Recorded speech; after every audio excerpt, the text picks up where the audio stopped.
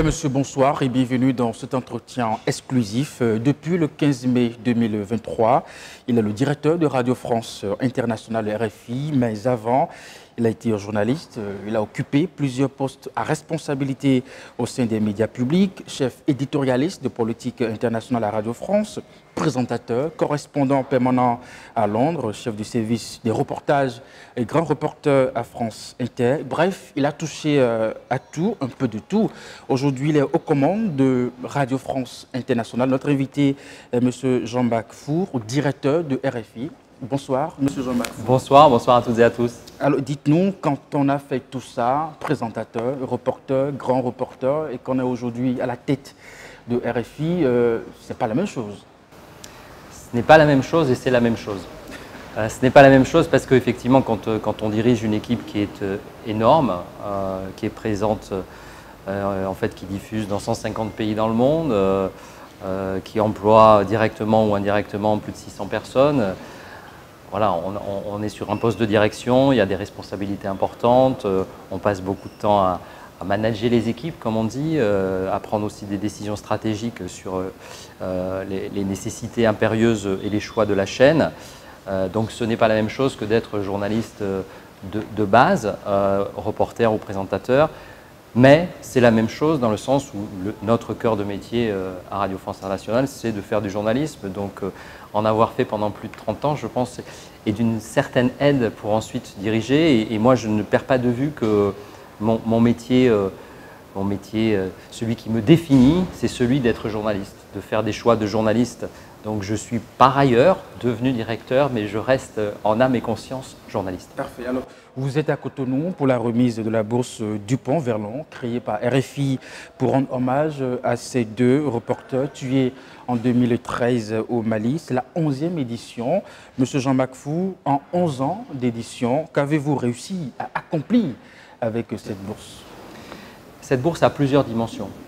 D'abord, bien sûr, c'est un moment chaque année de commémoration, d'hommage à la mémoire de nos deux confrères tués, vous l'avez rappelé, il y a 11 ans à Kidal, au Mali, par les groupes djihadistes. D'ailleurs, l'ONU a décrété cette journée du 2 novembre, chaque année, journée de lutte contre l'impunité, contre les crimes commis contre les journalistes, donc c'est dire. Donc c'est d'abord, et en premier lieu, un moment de commémoration et de pensée, non seulement pour nos deux confrères assassinés il y a 11 ans, mais plus globalement pour tous les journalistes qui sont menacés, tués, kidnappés, un peu partout dans le monde, mais particulièrement, on le sait, dans la bande sahélienne qui est devenue malheureusement en grande partie un trou noir pour l'information. Et là, je ne parle pas de Radio France Internationale.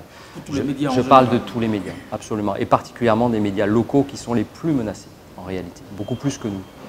Donc, c'est la première réalisation, si vous voulez, d'une certaine manière. La deuxième, et là on va effectivement sur le terrain de la bourse à proprement parler, c'est, je crois, d'être parvenu à constituer une forme de référence en la matière sur le continent. Et je dis vraiment sur le continent parce que cette bourse est devenue vraiment panafricaine. Elle s'adresse à tous les pays d'Afrique francophone. En 11 ans, nous avons eu des candidatures provenant de 25 pays.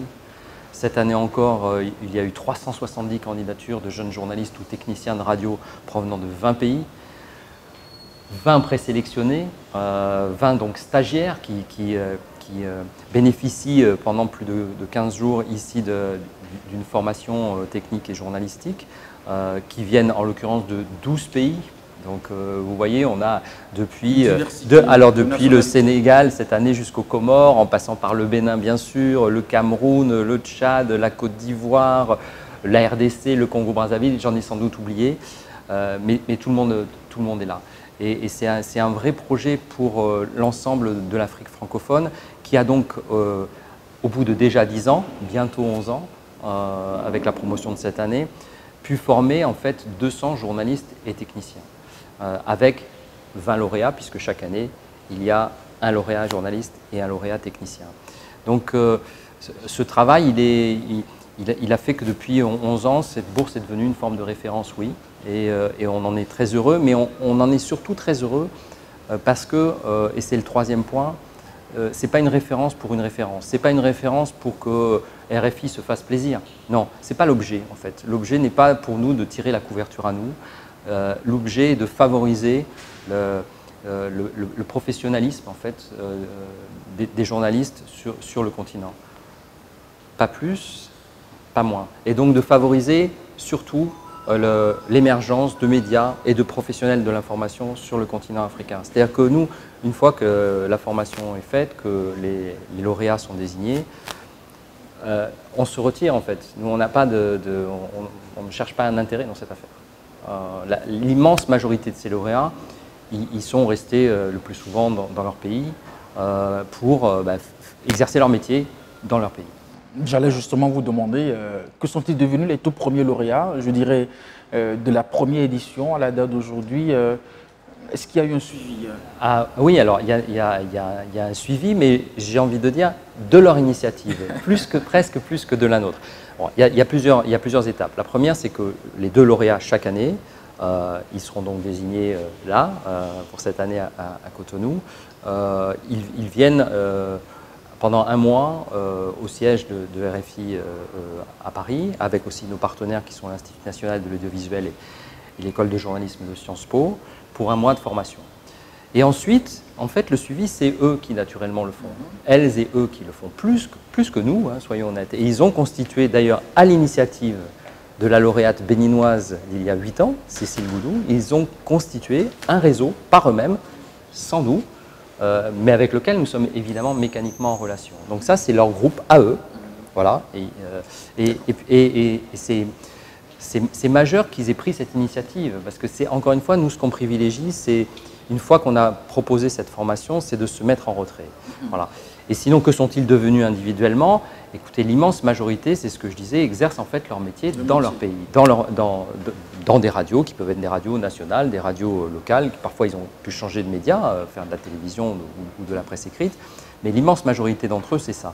Et il y en a quelques-uns qui sont devenus aussi des correspondants pour RFI. Oui, il y en a quelques-uns. Le lauréat de l'an dernier, Joseph Karango de RDC, travaille pour nous à Kisangani, par exemple, ou Rolf Steve de Mialeux en République centrafricaine. Ce sont d'anciens lauréats. Mais c'est une minorité en réalité, vraiment l'immense majorité, et c'est ce qu'on cherche, travaillent dans les médias nationaux ou locaux de leur pays. C'est ça. Alors, vous l'avez évoqué tout à l'heure, la bourse récompense chaque année 10 journalistes, 10 techniciens. Alors, me semble-t-il que cette année, il y a un nouveau prix, le prix de l'association des amis de Ghislaine Dupont et Claude Verlon. Absolument. Donc, il y a effectivement 2 prix qui vont être remis pour la première fois, 2 prix journalistes, 2 prix techniciens. Il y a toujours le prix principal, c'est la bourse telle que je l'ai expliqué il y a quelques minutes, avec un journaliste, un technicien qui sont choisis pour la qualité du reportage qu'ils ont présenté au jury. Et d'autre part, de son côté, l'association des amis de Ghislaine Dupont et Claude Verlon a décidé d'opérer une dotation en matériel en fait, pour 2 autres personnes. Là aussi, un ou une journaliste, un technicien ou une technicienne. Donc ça sera en réalité, au bout du compte, 4 personnes, d'une certaine manière, qui seront récompensées. Parfait. Alors, nous savons qu'à travers cette bourse, ça crée une forme d'émulation au niveau du monde des médias sur le continent, surtout en termes de journalisme et d'investigation. Vous qui avez été grand reporter, quelle est votre appréciation sur le travail que font les journalistes sur le continent en termes d'investigation? C'est extrêmement difficile de répondre à votre question. J'aurais même, vous poseriez la même question concernant la France ou l'Europe, j'aurais la même difficulté à répondre. Parce que comment répondre à une question aussi vaste, sur un continent aussi vaste, où il y a autant de situations que de pays, et autant de situations de liberté de la presse que de pays. Donc je ne peux pas répondre à votre question de façon globale. C'est tout comme d'ailleurs tout propos globalisant sur l'Afrique est à mon avis une erreur. Bon. Mais une fois qu'on a dit ça, ce que je trouve intéressant, c'est qu'on voit émerger chez les jeunes journalistes une volonté d'indépendance, une volonté d'aller chercher là où ça dérange. Et vous savez, c'était la formule célèbre d'Albert Londres, grande figure de l'histoire de la presse, qui disait le journaliste, c'est celui qui met la plume là où ça dérange, là où ça gratte. Voilà. Donc, oui, c'est le rôle du journaliste que de le faire. Et on voit que chez les jeunes journalistes, il y a cette volonté-là de le faire dans un certain nombre de pays quand ils le peuvent, puisque nous avons malheureusement, et on en a l'exemple aujourd'hui dans la bande sahélienne, des situations de liberté de la presse qui sont extrêmement préoccupantes, plus que préoccupantes, puisque nous avons des confrères et des consoeurs qui sont pris entre la menace djihadiste, qui est plus qu'une menace, la répression, la mort. On l'a vécu nous aussi il y a 11 ans. Et d'autre part, des régimes militarisés autoritaires qui n'ont pas précisément la liberté de la presse comme objectif, comme priorité, voire comme objectif. Donc, quand ils le peuvent, dans les pays où ils le peuvent, oui, on voit chez la jeune génération, et d'une certaine manière, c'est probablement aussi favorisé par les nouveaux moyens d'expression numérique, une envie de chercher. Et c'est une très bonne chose. C'est ce que doit faire la presse.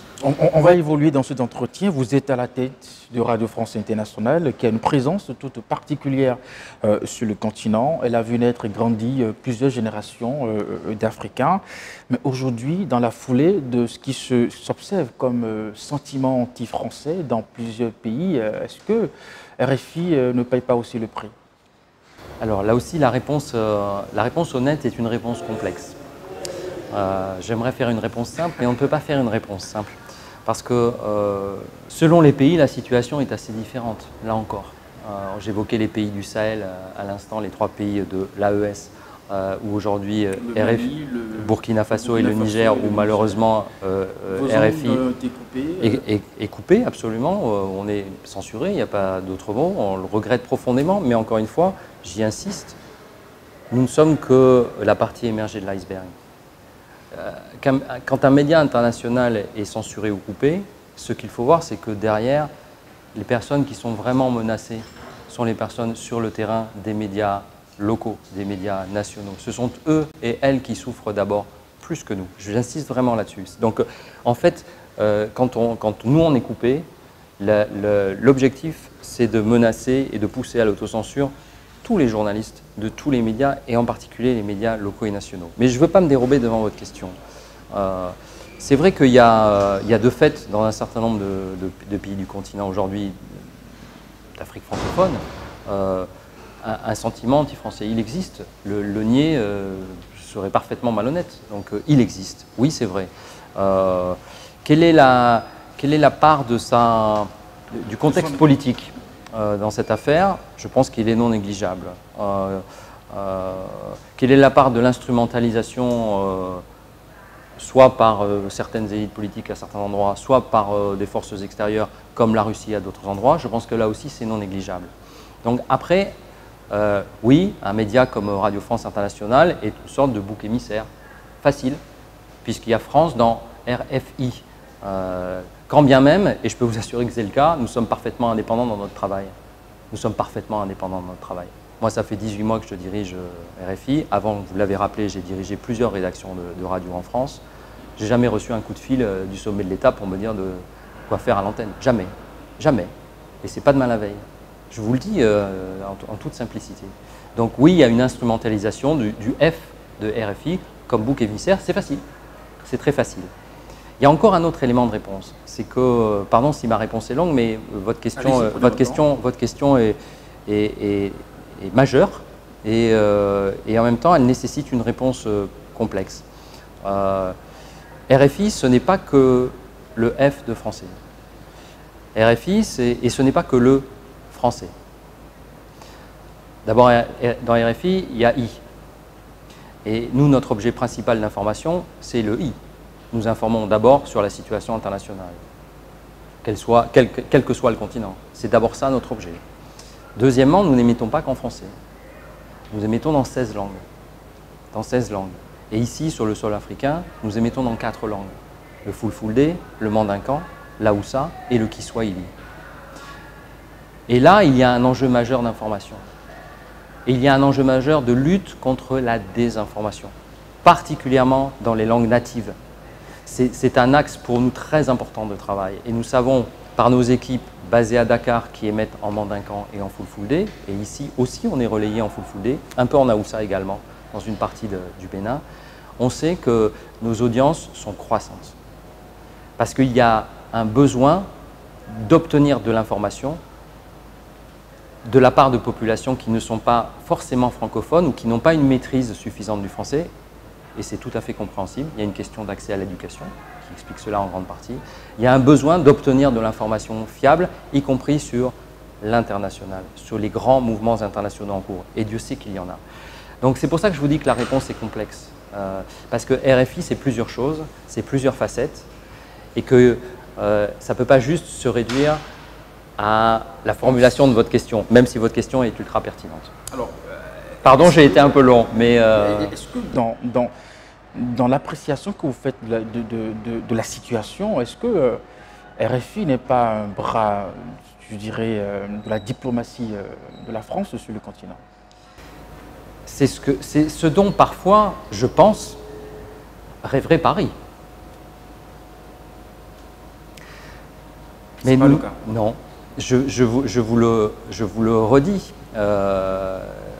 nous sommes indépendants. Nous ne sommes pas un média d'État, nous sommes un média de service public financé par l'impôt des Français. Ce n'est pas du tout la même chose.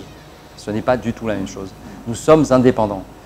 Qu'après, en revanche, nous soyons un facteur de, comment dire, de propagation de certaines valeurs chères à la France. Mais oui, et ça, pour le coup, nous l'assumons facilement.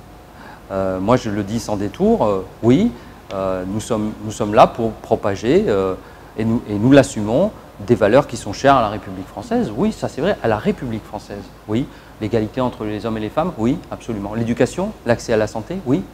La culture comme quelque chose d'important, oui. Oui, absolument. Le pluralisme des idées et des partis de la démocratie, oui.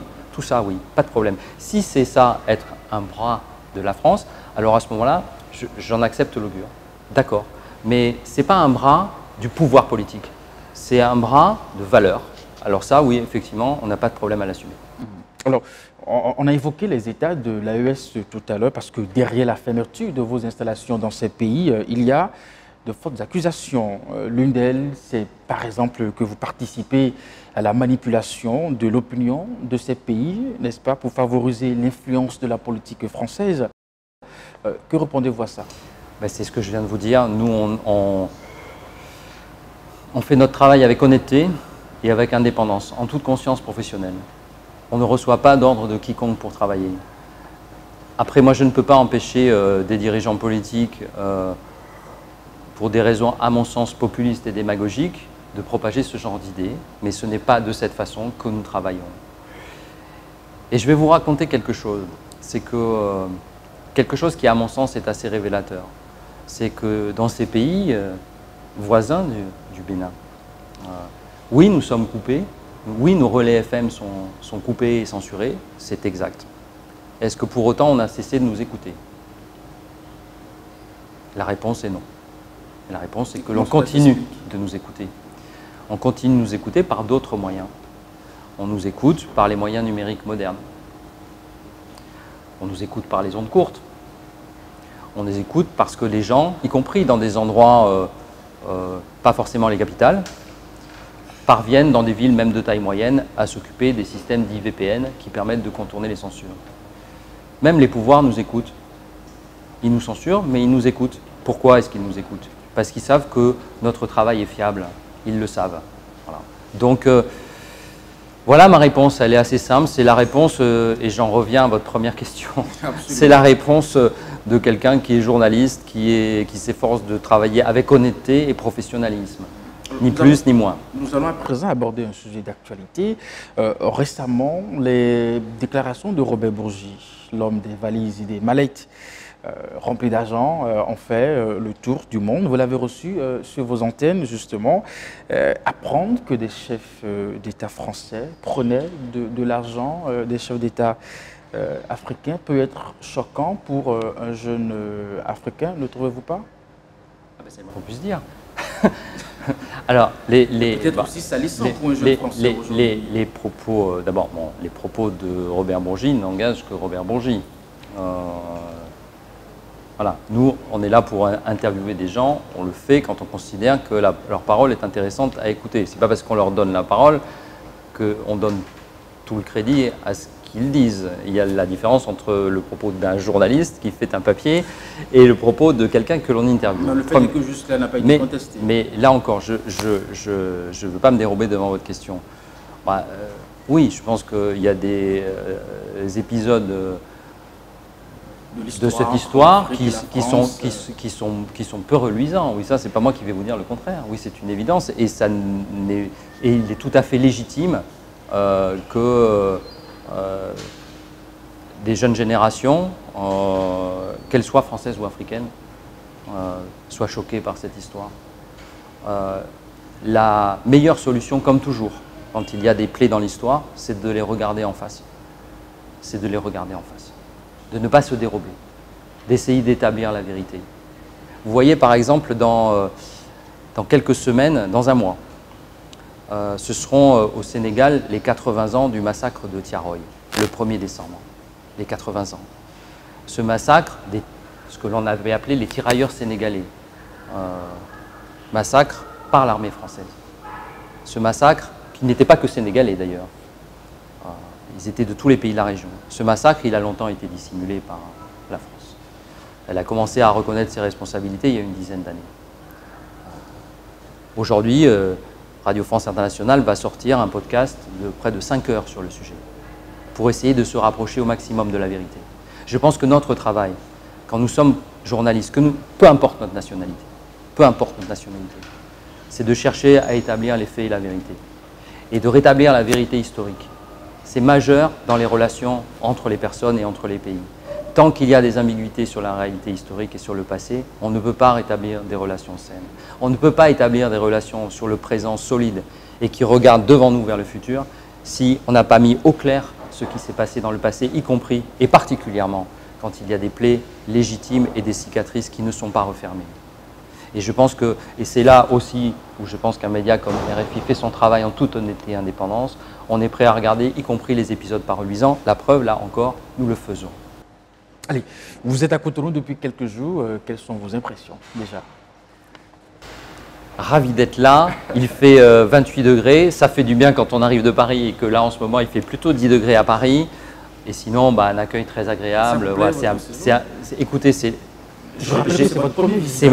Absolument. Je connais une bonne quinzaine ou une vingtaine de pays d'Afrique, mais jamais je n'étais venu à Cotonou. Donc je suis très content d'être là et voilà, d'échanger ici avec tous les professionnels qui sont là. C'est aussi pour ça qu'on est là et voilà, RFI a de bonnes relations ici au Bénin. On est une des radios importantes ici à Cotonou. On a de relais FM, on a plusieurs radios partenaires, plus d'une vingtaine ici sur le sol béninois. Donc on a plein de raisons non pas de nous sentir ici chez nous, car nous ne sommes pas chez nous, nous sommes chez vous, mais de se sentir dans un milieu hospitalier et amical. Merci à vous, Jean-Marc Four. C'est la fin de cet entretien. Vous avez un mot de fin? Écoutez, le meilleur de vous souhaiter, j'en reviens à ce que j'ai dit un peu plus tôt, c'est-à-dire de souhaiter le meilleur à tous les professionnels journalistes de ce pays, comme ceux des pays voisins, voilà, pour une information qui soit libre, honnête et indépendante. Merci à vous, Jean-Marc Four. Je rappelle que vous êtes le directeur de Radio France Internationale. Vous êtes à Cotonou, justement, dans le cadre de la bourse Dupont-Verlan, créée par RFI pour rendre hommage à ces deux reporters tués en 2013 au Mali. Merci vraiment de votre disponibilité à répondre à quelques-unes de nos questions. Ça a été un moment assez intéressant. Mesdames et messieurs, c'est la fin de cet entretien. Bonne suite des programmes sur Canal 3 Télévision et à très bientôt.